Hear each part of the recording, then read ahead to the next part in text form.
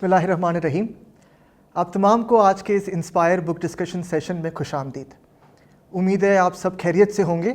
اور حکومتی ہدایت کے مطابق کورونا ریلیٹڈ جو احتیاطی تدابیر ہے ان کو اختیار کیے ہوئے ہوں گے.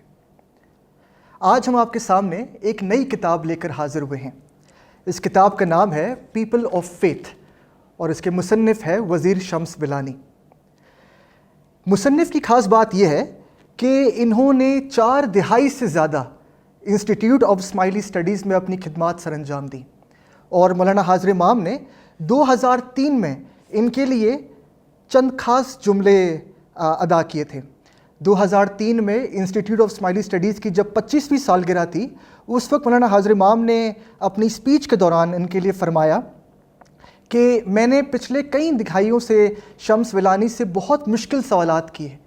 اور ہماری تاریخی اقدار کے مطابق جس میں علم کی تحقیق اور کوشش ریسرچ شامل ہے، اس کے حساب سے شمس بلانی نے ہر وقت ان مشکل سوالات کا جواب دیا. اور پھر امام مولانا حاضر امام ان کے لیے کہتے ہیں کہ and because of that I say that Shams has been a magnificent soldier in the Institute of Ismaili Studies. تو آج ہمارے پاس یہ موقع ہے کہ ہم اس وزیر شمس بلانی کی لکھی ہوئی کتاب سے استفادہ حاصل کریں.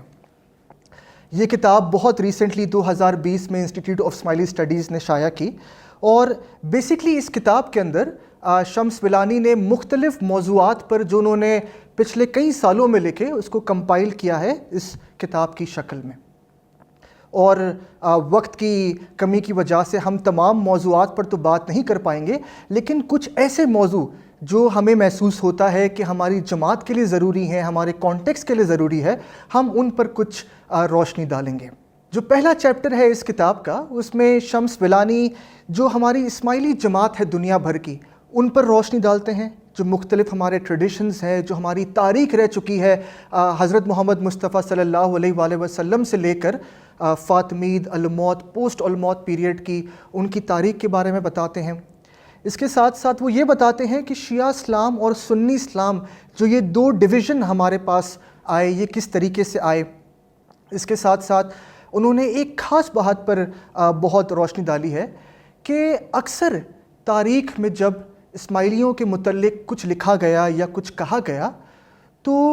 خاص طور پر لوگوں نے ان کتابوں پر یا ان کتابوں کو لے کر اس بارے میں بات کی ہے یا تاریخ لکھی ہے جو اسماعیلیوں کے دشمنوں نے یا جو انہیں پسند نہیں کرتے تھے، انہوں نے وہ کتاب لکھی تھی. اس وجہ سے ہم دیکھتے ہیں کہ اسماعیلی تاریخ کے اندر 20ویں صدی سے پہلے جب تک انسٹیٹیوٹ آف اسماعیلی اسٹڈیز نہیں بنا یا پھر اسماعیلی اسٹڈیز کا خاص طور پہ ایک ایکیڈیمک انڈیور سٹارٹ نہیں ہوا، اس سے پہلے ہم دیکھتے ہیں کہ اسماعیلی تاریخ کے اندر بہت سارے متس، لیجنڈز، افسانے پائے جاتے ہیں. ایسی باتیں ملتی ہیں جن کا سچ سے کوسوں تک کوئی واسطہ نہیں.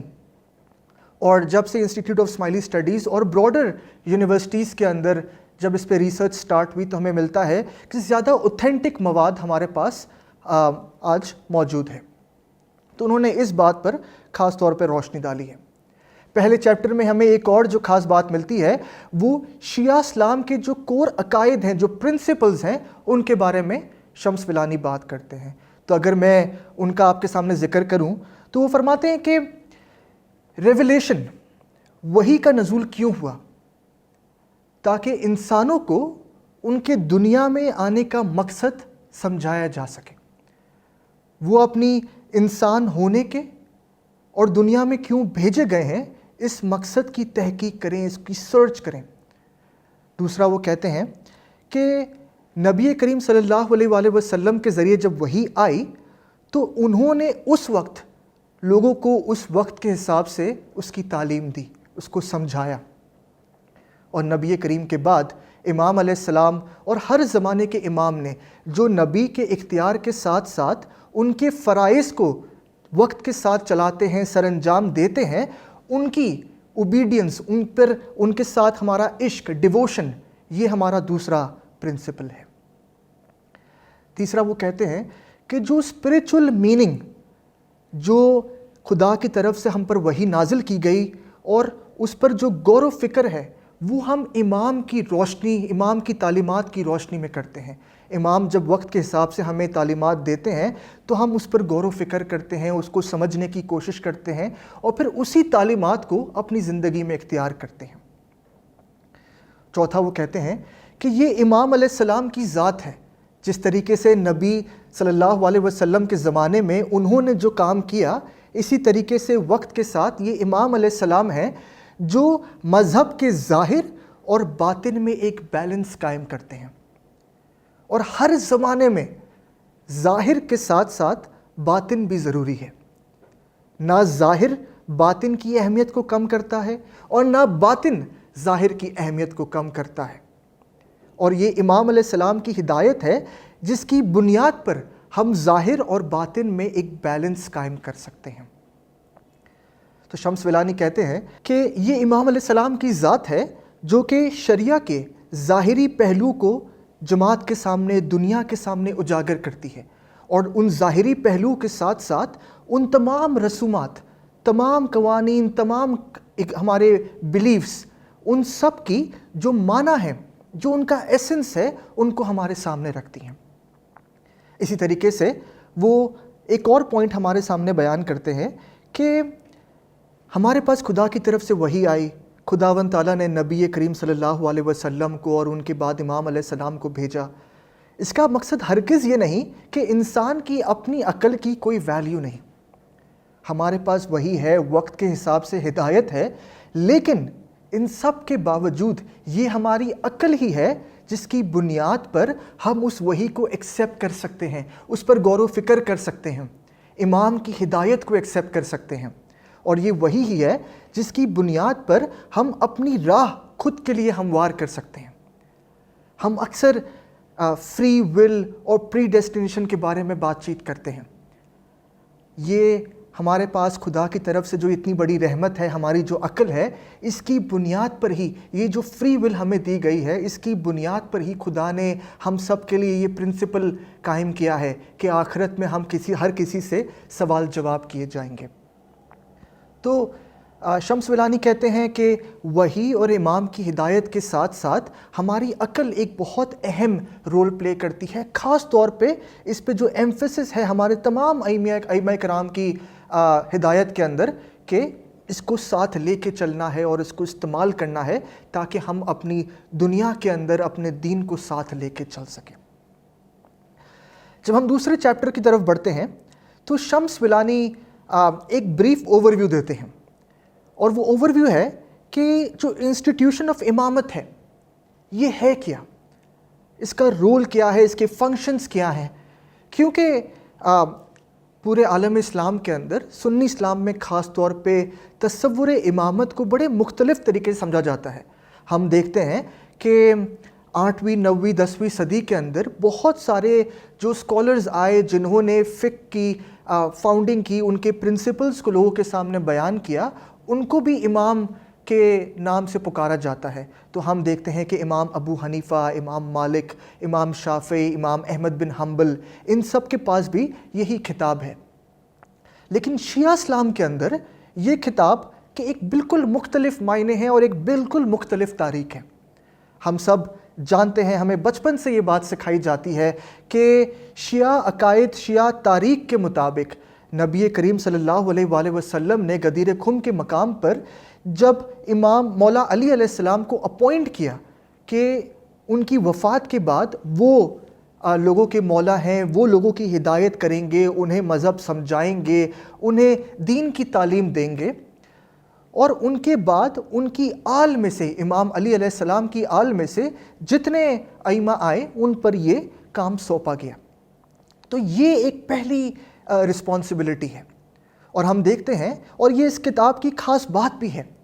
کہ جب بھی شمس ولانی کسی پوائنٹ کا ذکر کرتے ہیں، اس کو ایکسپلین کرنے کی کوشش کرتے ہیں، تو وہ قرآن پاک کے ساتھ ساتھ حدیث مبارکہ اور ہمارے ائمہ کے بہت سارے فرامین، ہمارے جو پہلے گزرے ہوئے ائمہ ہیں، ان کا ذکر کرتے ہیں اور ان کا ریفرنسز دیتے ہیں۔ تو اس بات پر روشنی ڈالتے ہوئے شمس ولانی نے ایک خاص قرآن کی آیت کا سورہ نمبر 3 آیت نمبر 34 کا ذکر کیا ہے، جس میں خداوند تعالیٰ ایک بلیسڈ پروجنی، ایک آل کی بات کرتے ہیں،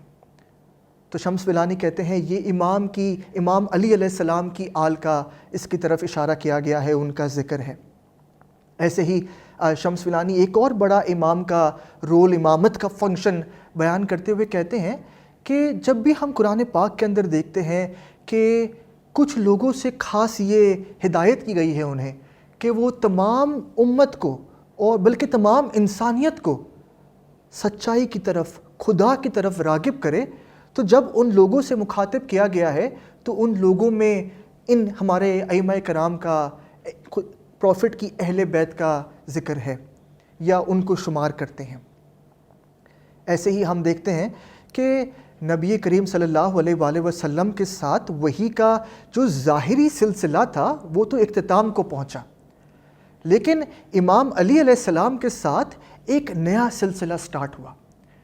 کہ جو پوری امت ہے، جو پوری انسانیت ہے، اس کو وحی کی جو باطن معنی ہے اس کو سمجھانا ہے۔ اور اس کے لیے وہ ایک بڑی خوبصورت حدیث کا ذکر کرتے ہیں کہ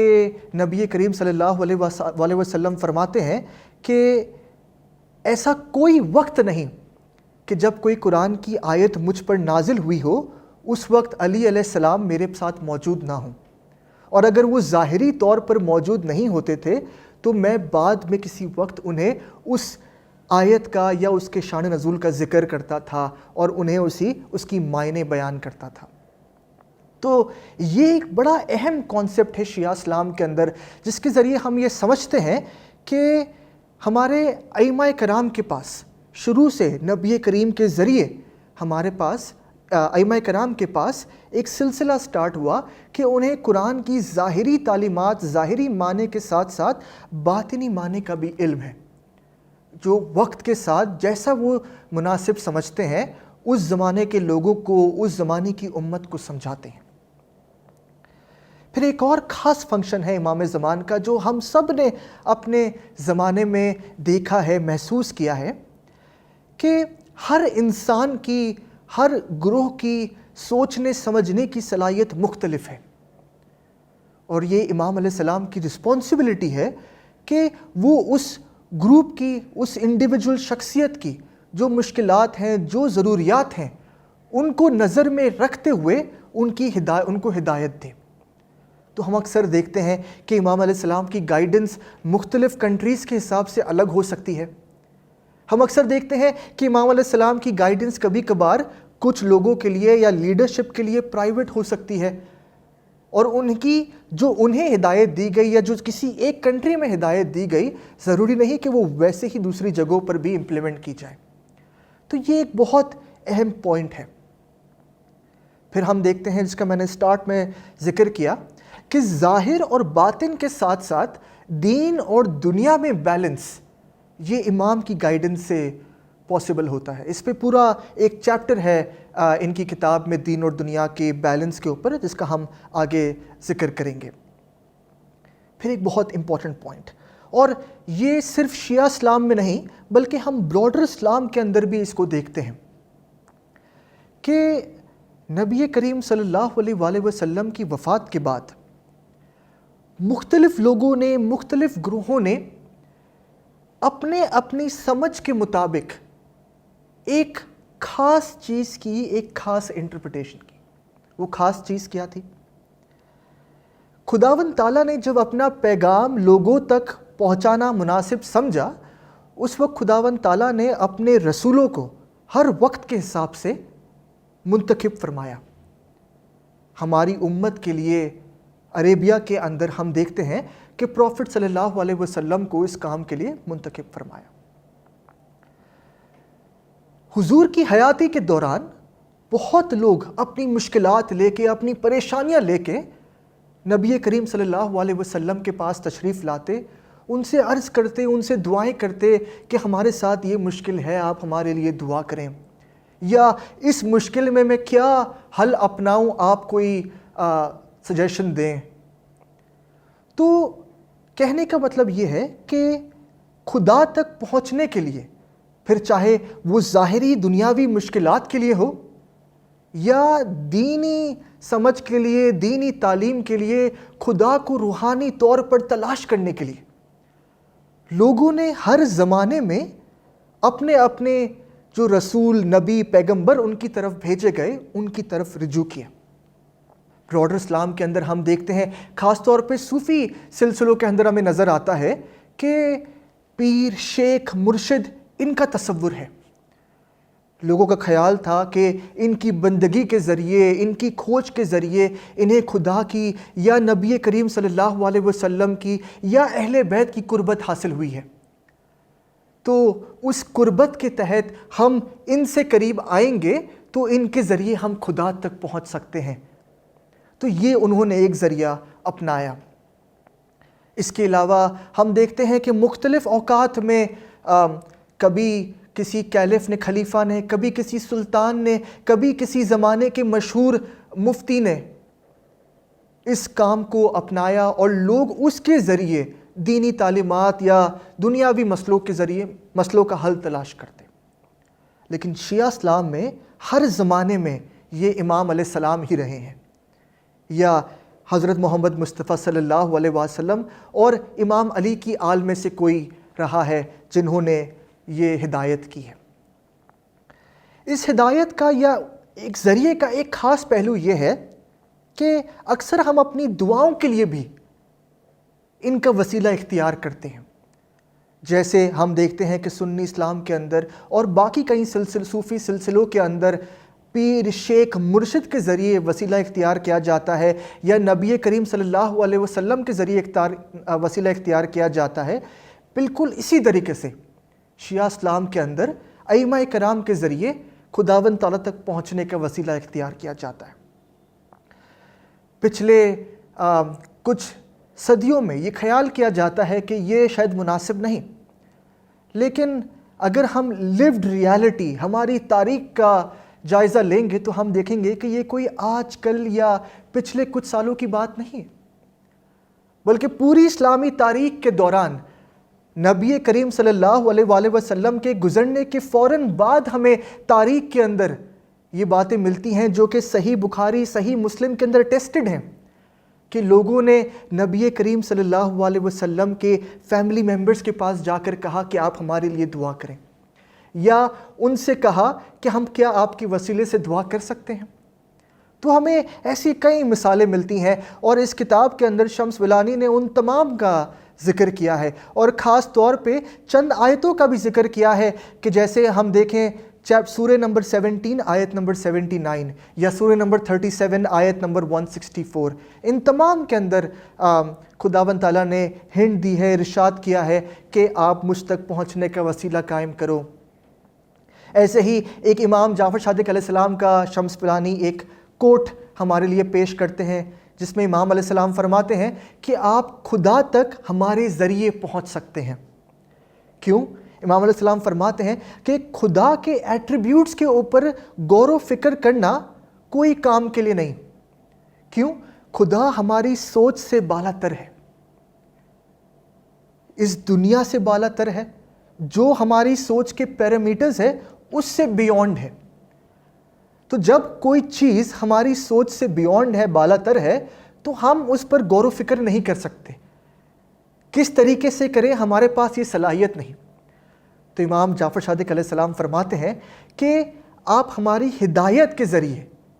ہم سے رجوع کرنے کے ذریعے اس تک پہنچ سکتے ہیں، اس کی حقیقت کے کچھ پہلوؤں کو اس سے آشناس ہو سکتے ہیں۔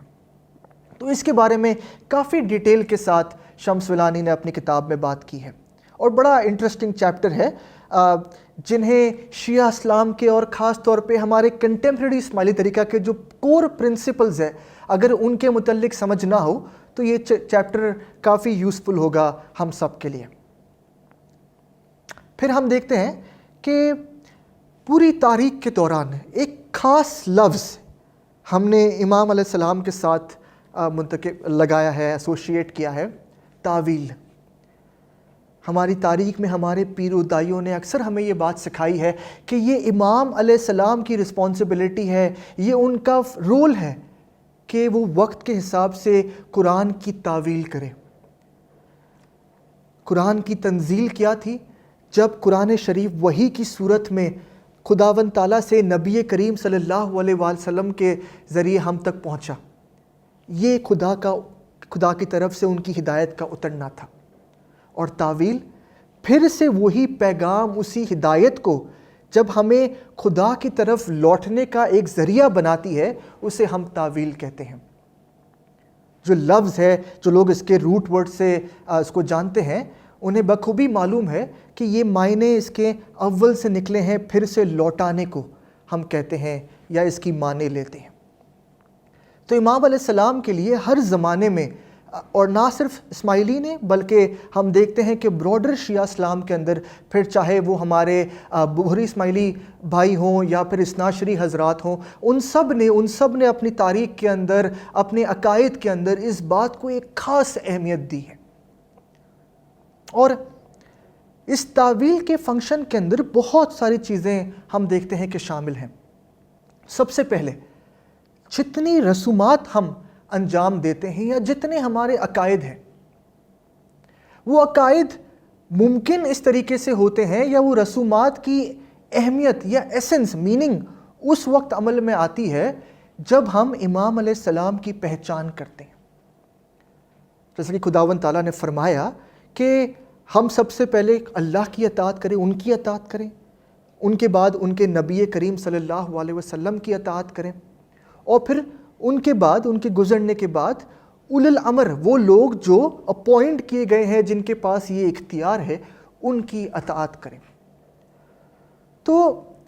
جب ہم کہتے ہیں کہ کوئی بھی ریچول، کوئی ہمارا بلیف ہے، ہم چاہے توحید کی بات کریں یا ہماری صلات کی یا ہمارے کسی اور ریچول کی بات کریں،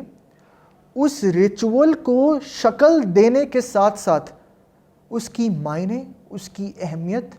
یہ سب زمانے کے امام اور ان سے پہلے نبی کریم صلی اللہ علیہ وآلہ وسلم نے ہمارے لیے پیش کیا۔ اور ہم دیکھتے ہیں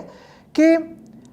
کبھی کبھار یا مختلف ادوار کے اندر ہمیں یہ نظر آتا ہے کہ جب ہمیں اسماعیلیوں کو اور اثناعشریوں کو تکیہ کرنے کی ضرورت نہیں تھی اور ان کے لیے ممکن تھا کہ وہ اپنی حکومت قائم کریں یا پھر وہ کھل کے لوگوں کے سامنے اپنی پہچان ظاہر کریں، تو انہوں نے ظاہری رسومات کے ساتھ ساتھ بہت ساری ایسی رسومات سر انجام دی ہیں جن کو ہم طریقہ پریکٹسز یا پرائیویٹ پریکٹسز کہتے ہیں۔ تو شمس ولانی اس کتاب میں بڑی بخوبی سے اگزامپلز دیتے ہیں کہ فاطمی دور کے اندر ہمیں مجالس الحکمہ کا ذکر ملتا ہے۔ مجالس الحکمہ خاص طور پر اسماعیلیوں کے لیے ایک مجلس ہوا کرتی تھی جو کہ اکثر امام کے پیلس میں منعقد ہوتی تھی، جس میں صرف اسماعیلی شریک ہوتے تھے۔ ہم جانتے ہیں کہ پورے فاطمیت خلافت کے دوران اسماعیلی بڑے کم کوانٹٹی میں تھے اور میجورٹی میں دوسری بلیفز کو یا دوسرے فرقوں کو ماننے والے افراد تھے۔ تو یہ پریکٹس جو پرائیویٹ ہمیں نظر آتی ہے وہ صرف امام کے پیلس میں ہوا کرتی تھی، اور ہم دیکھتے ہیں کہ ان کو سٹارٹ کرنا یا ان کو روکنا یہ بالکل امام علیہ السلام کے اختیارات کا حصہ ہے۔ تو ہمیں نظر آتا ہے کہ جب امام حاکم علیہ السلام کے دور میں امام حاکم علیہ السلام کو یہ محسوس ہوا کہ کچھ ایسے لوگ ہیں جو ان مجالس کے اندر نامناسب ڈسکشنز کر رہے ہیں یا پریکٹسز کر رہے ہیں، تو امام علیہ السلام نے 3 بار اس مجالس کو روک دیا۔ تیسری بار ہمیں ملتا ہے کہ 1015 کے اندر امام حاکم علیہ السلام نے اس کو روکا۔ اور پھر ہم دیکھتے ہیں کہ جب امام ظاہر علیہ السلام تک نشین ہوتے ہیں تو انہوں نے 1021 میں پورے 1000 سال پہلے پھر سے مجالس الحکمہ کو شروع کیا اور لوگوں کے لیے سٹارٹ کیا۔ تو یہ امام کی رسپانسبلٹی ہے، ان کی اتھارٹی ہے کہ وہ جیسا محسوس کرتے ہیں وقت کے حساب سے ایسے ان پریکٹسز کو شروع کرتے ہیں یا ختم کرتے ہیں۔ یہی پریکٹسز ہمیں ملتا ہے کہ الموت کے زمانے میں اور پوسٹ الموت کے زمانے میں، جب الموت کی حکومت ختم ہوئی اس کے بعد بھی یہ پریکٹسز ہمیں کہیں نہ کہیں چلتی ہوئی نظر آتی ہیں۔ ہم دیکھتے ہیں کہ قرآن شریف کے اندر ایک مختلف القاب کے ذریعے کچھ خاص لوگوں کو یاد کیا گیا ہے۔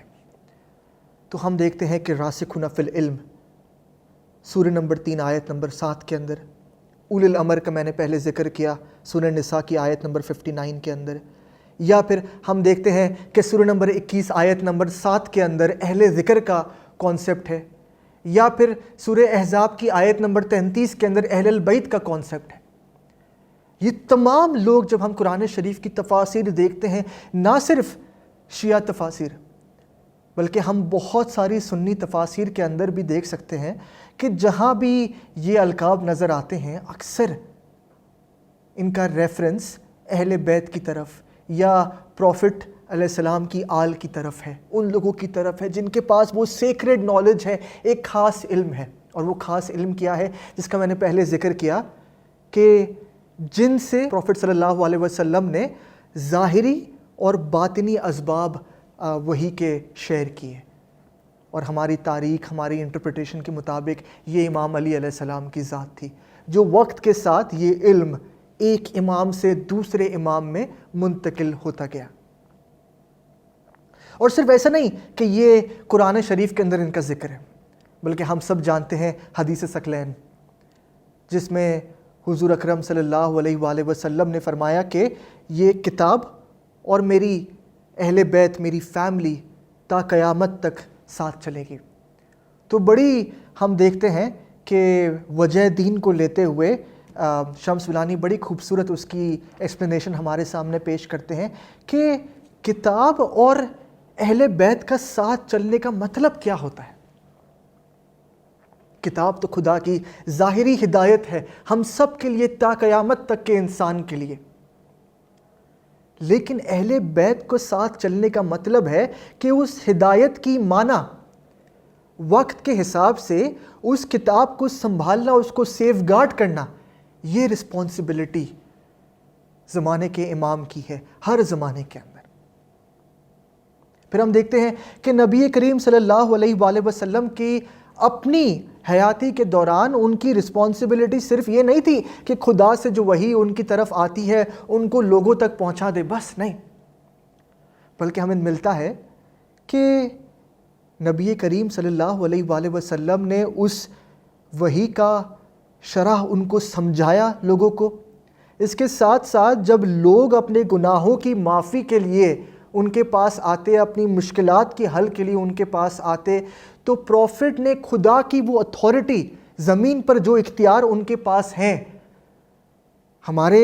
عقائد، ہماری تشریح کے مطابق خداوند تعالیٰ کے تمام اختیارات جو ہر زمانے کے نبی کو پہلے ملتے تھے، وہ ان کے زمانے میں پروفٹ صلی اللہ علیہ وآلہ وسلم کے پاس تھے،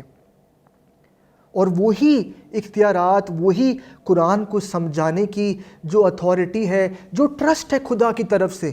امانت ہے، وہی پروفٹ صلی اللہ علیہ وآلہ وسلم نے امام علی علیہ السلام میں منتقل کیا، اور جو زمانے کے ساتھ چلتا رہا۔ اسی وجہ سے شیعہ اسلام کے اندر ایک بہت اہم پرنسپل ہمیں ملتا ہے کہ ہم کمانڈ سے زیادہ کمانڈر کو اہمیت دیتے ہیں۔ کیوں؟ کمانڈ کی معنی ہمیں کمانڈر سے ملتی ہے۔ کتاب کیا سمجھانا چاہتی ہے، کیا کہنا چاہتی ہے، وہ ہمیں اس کمانڈر سے، نبی کریم صلی اللہ علیہ وآلہ وسلم سے اور ان کے بعد ائمہ کرام سے سیکھنے کو ملتا ہے، سمجھنے کو ملتا ہے۔ تو یہ چند اہم پرنسپلز تھے جو سیکنڈ چیپٹر کے اندر شمس ولانی بیان کرتے ہیں۔ تھرڈ چیپٹر میں ہم دیکھتے ہیں کہ شمس ولانی دین اور دنیا کے بارے میں بات کرتے ہیں۔ دین کو وہ ڈیفائن اس طریقے سے کرتے ہیں کہ ایک یہ روحانی واسطہ ہے کہ ایک انسان جو یہ جانتا ہے کہ اس کی زندگی محدود ہے، وہ یہ جانتا ہے کہ وہ تو صرف ایک انسان ہے، اس پر بہت ساری رحمتیں، برکتیں نازل کی گئی ہیں، وہ یہ جانتے ہوئے ان رحمتوں، برکتوں کو ایکنالج کرتا ہے، ایکسیپٹ کرتا ہے کہ ہاں مجھ سے بڑی کوئی شخصیت ہے، کچھ ہے جس نے مجھے اس پوری کائنات کو قائم رکھا ہوا ہے، سسٹین کیا ہوا ہے، اور اس سب کو جانتے ہوئے وہ اس شخصیت کا، اس پروردگار کا شکرانہ ادا کرتا ہے۔ تو یہ پہلا پرنسپل ہے جو دین کو ڈیفائن کرنے میں، سمجھنے میں ہماری ہیلپ کرتا ہے۔ اور اس پرنسپل کے ساتھ دین کے اندر وہ یہ بات کو ایکسیپٹ کرتا ہے کہ خداوند تعالیٰ نے صرف اس دنیا میں بھیج نہیں دیا، بلکہ اس کی رحمتوں میں ایک خاص بات یہ ہے کہ اس نے ہماری ہدایت کے لیے خاص لوگوں کو بھیجا، جس کا ہم نے آلریڈی ذکر کیا۔ تو ان خاص لوگوں کی تابعداری، ان کے ساتھ ہمارا عشق، ڈیووشن، یہ قائم رکھنا ایک دینی انسان کے لیے بہت ضروری ہے۔ اور ہم دیکھتے ہیں کہ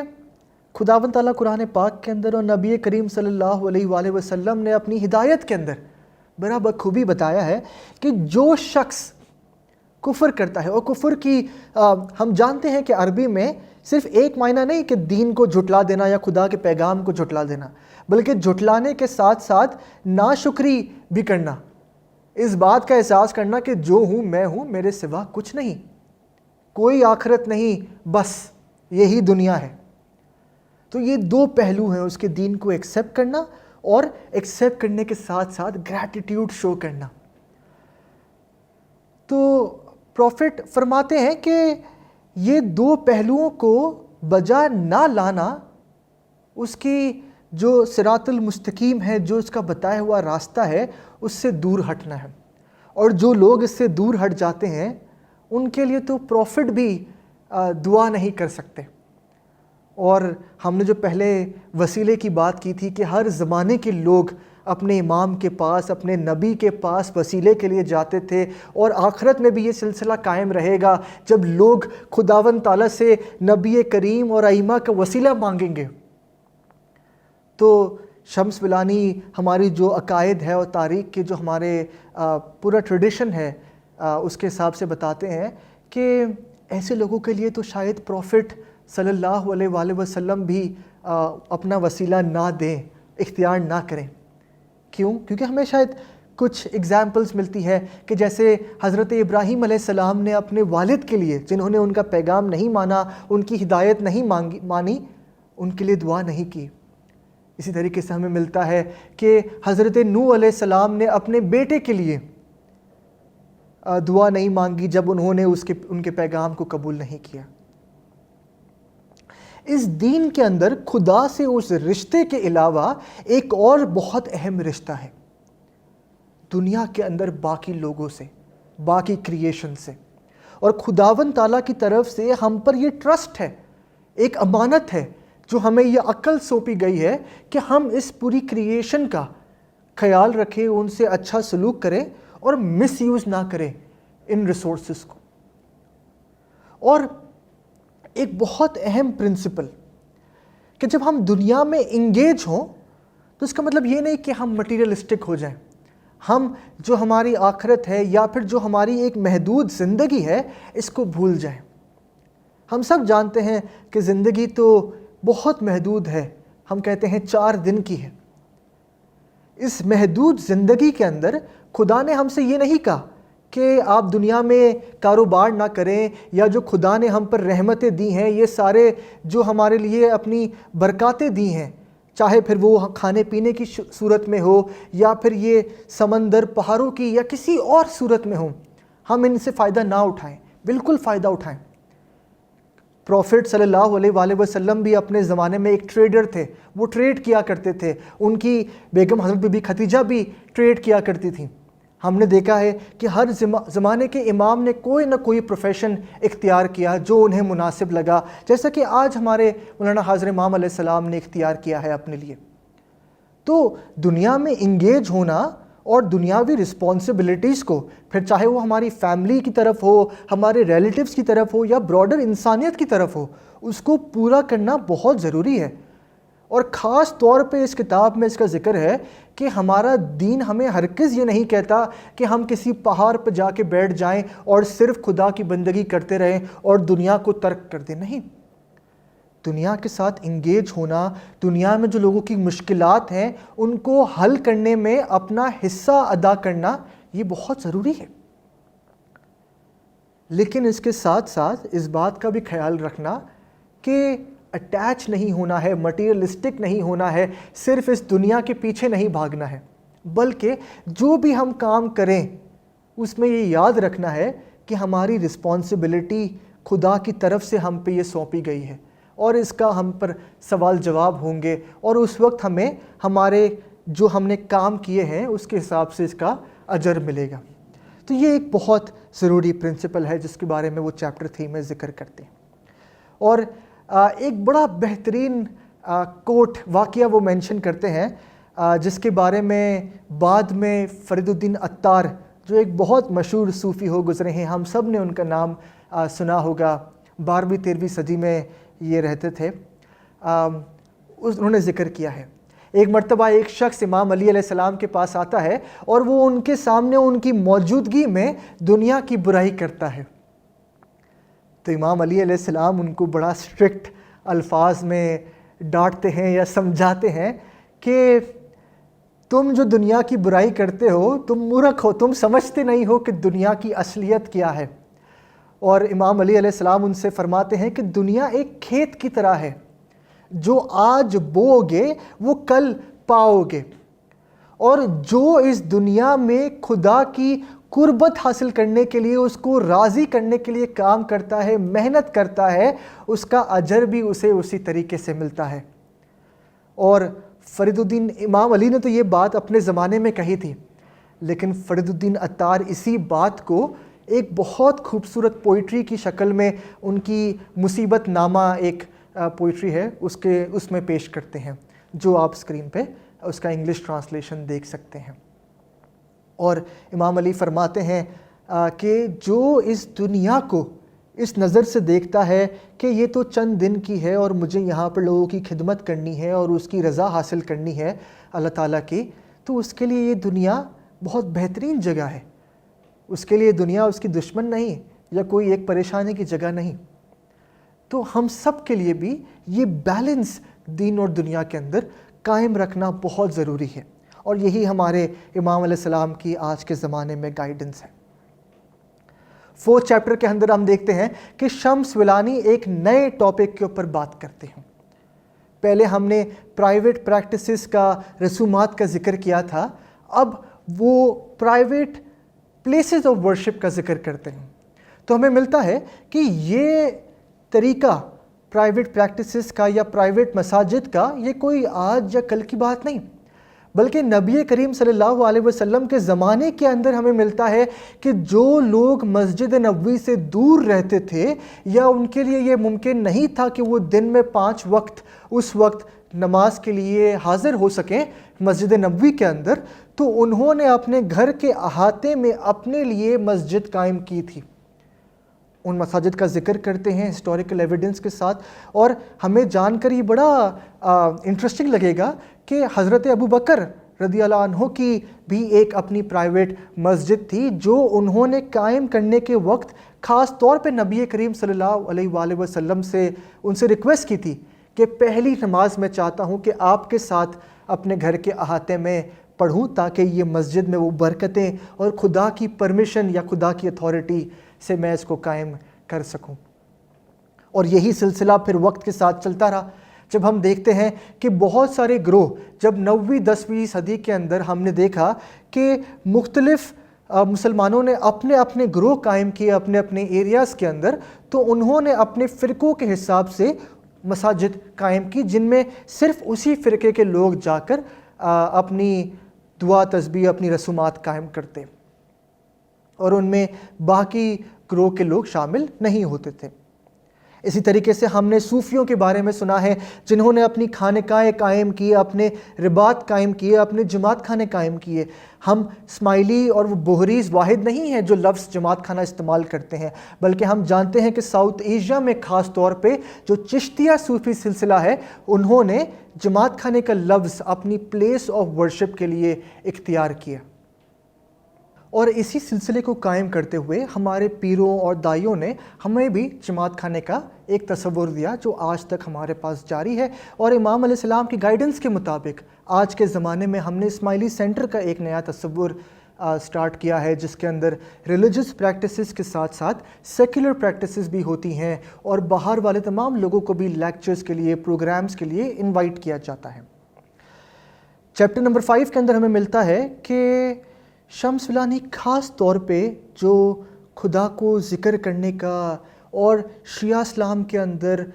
امام علیہ السلام کے ساتھ ساتھ پروفٹ کو ذکر کرنے کا، ان کو پکارنے کا پورا جو تصور ہے اس کے بارے میں بات کرتے ہیں۔ چیپٹر 6 کے اندر ہم دیکھتے ہیں جو ایک بہت امپورٹنٹ چیپٹر ہے، وہ ویلتھ اور پراسپیرٹی کے بارے میں بات کرتے ہیں۔ پہلے وہ یہ بتاتے ہیں کہ کس طریقے سے کرسچینٹی کے اندر ایک ان ایزینس ہے، لوگ انکمفرٹیبل ہے کہ وہ دنیا سے کس حد تک انگیج ہوں، کتنا پیسہ کمائیں، پیسے کو کس طریقے سے استعمال کریں۔ لیکن وہ کہتے ہیں اسلام میں اس کی کوئی ممانعت نہیں، کوئی ایشو نہیں اس کو لے کے، بلکہ جیسا کہ پہلے ہم نے ذکر کیا، اگر وہ ویلتھ جو ہم نے کمائی ہے وہ خدا کے لوگوں کی بہتری کے لیے اور اپنے فائدے کے لیے استعمال کی جائے تو اس میں کوئی مسئلہ نہیں۔ اور اس میں ایک خاص وہ ایتھک آف چیریٹی کا ذکر کرتے ہیں، جس میں ہم جب دوسرے لوگوں کی مدد کریں تو ہمیں خاص طور پہ اس کا خیال رکھنا ہے کہ ہم دوسروں کو ڈپینڈنٹ نہیں بنا رہے اپنی ڈونیشن سے، اپنی چیریٹی سے، بلکہ ان کو اس قابل بنا رہے ہیں کہ آج کی ہماری تھوڑی سی مدد سے کل وہ اپنے پیروں پر کھڑے ہونے کے قابل ہوں۔ اور خداوند تعالیٰ نے قرآن شریف کے اندر کئی موقعوں پر ہمیں ملتا ہے کہ فرمایا ہے کہ جو جتنی محنت کرے گا اس کو اس کا اجر ملے گا، اور خدا بھی انہی لوگوں کی مدد کرتا ہے یا اسی قوم کی مدد کرتا ہے جو اپنی مدد آپ کرتے ہیں۔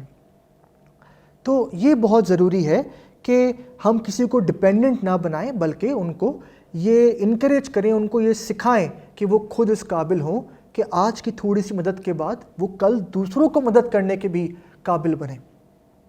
پھر ایک بہت امپورٹنٹ ٹاپک ربا کا، جس کو ہم آج کے زمانے میں بڑا پورلی ٹرانسلیٹ کر کے انٹرسٹ کا ورڈ یوز کرتے ہیں، اور انشورنس کا انہوں نے ذکر کیا ہے۔ وہ کہتے ہیں کہ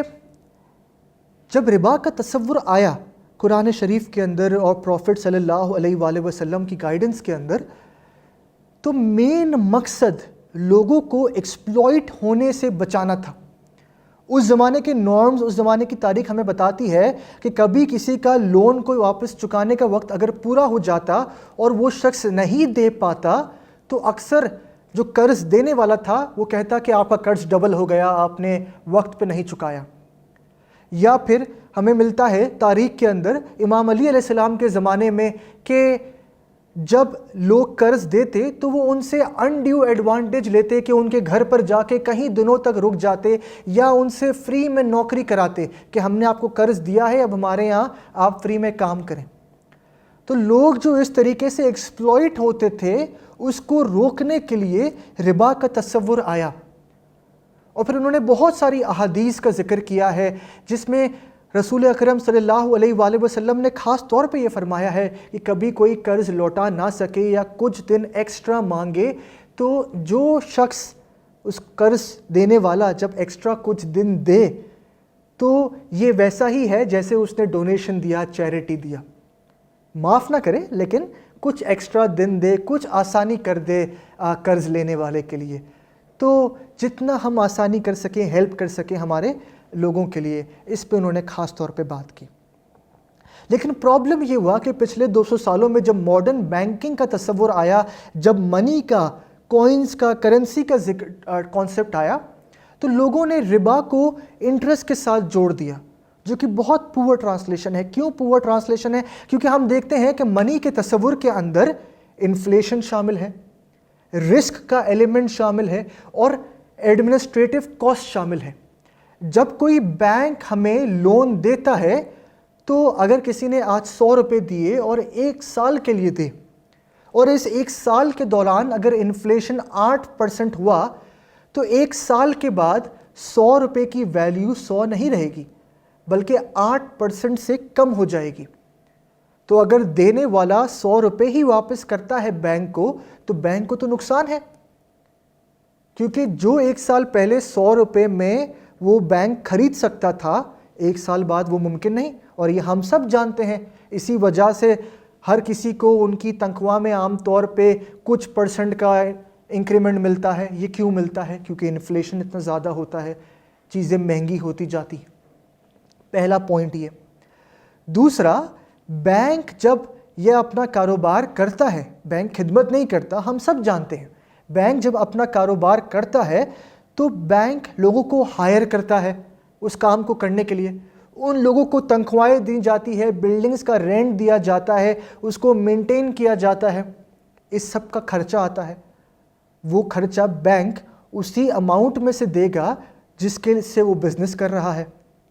तो ये अमाउंट भी शामिल की जाती है। तीसरा हम देखते हैं कि कभी किसी वजूहात के बिना पर या लोगों की बदनीयती की वजह से बहुत लोग या कुछ लोग अपनी लोन वक्त पर या वापस चुका ही नहीं पाते, वो बैंकरप्सी क्लेम करते हैं या फिर और मसले होते हैं उनके साथ। तो जब किसी से बैंक को लोन वापस नहीं मिलेगी तो उसको बैंक को नुकसान होगा, तो ये एक रिस्क का एलिमेंट है। कम से कम ये तीन चीज़ मिलाकर, इन्फ्लेशन, एडमिनिस्ट्रेटिव कॉस्ट और रिस्क का एलिमेंट मिलाकर बैंक कस्टमर से इंटरेस्ट चार्ज करता है। अब ये सब कहने का हरगिज़ ये मकसद नहीं कि जो बैंक इंटरेस्ट चार्ज करता है वो हमेशा नॉमिनल होता है या वो बहुत ज़्यादा नहीं होता। हमने देखा है कि बहुत सारी बैंक्स बहुत एक्स्ट्रा ऑर्डनरी इंटरेस्ट चार्ज करती है, ख़ास तौर पे मुख्तलिफ ममालिक में जब इन्फ्लेशन बहुत ज़्यादा हो या फिर उस मुल्क के उस वक्त इकॉनमी अच्छी नहीं चल रही हो, तो ये सब हमें नज़र आता है। वेस्टर्न कंट्रीज़ में हम देखते हैं कि 0.25 और 0.5% पे भी इन्फ्लेशन हमें या इंटरेस्ट रेट्स हमें नज़र आते हैं। तो ये बहुत ज़रूरी है कि ये जो कॉन्सेप्ट था रिबा का, उसको हम इक्वेट नहीं कर सकते इंटरेस्ट से। मॉडर्न और ट्रेडिशनल क्लासिक जो सिस्टम था इकॉनमी का, उसमें फ़र्क है।